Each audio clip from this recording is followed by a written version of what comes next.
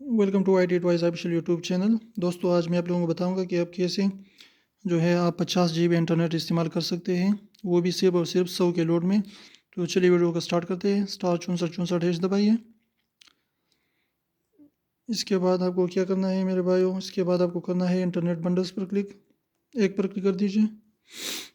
इस पर क्लिक करने के बाद आपको टू पर क्लिक करना है, जो वीकली SMS जो वीकली बंडल्स है वहाँ पर। इसके बाद आपको नीचे आना है और मेगा बंडल यानी 4 पर क्लिक कर देना है।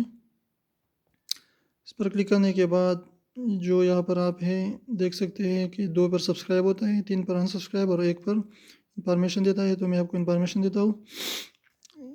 ये देखिए, ये मेगा डेटा पर है 50 GB इंटरनेट सुबह 1 बजे से 9 बजे तक। 7 डेज़ के अंदर अंदर इसको आपने ख़त्म करना है। अगर आपको ज़्यादा डेटा चाहिए तो, ज़्यादा MB चाहिए तो। उम्मीद है आपको वीडियो पसंद आएगी। वीडियो पसंद आई तो प्लीज़ वीडियो को लाइक कर दीजिए, दोस्तों के साथ शेयर कीजिए और हमारे चैनल को सब्सक्राइब करना ना भूलें। और प्लीज़ कमेंट कर दीजिए कि आपको वीडियो कैसी लगी।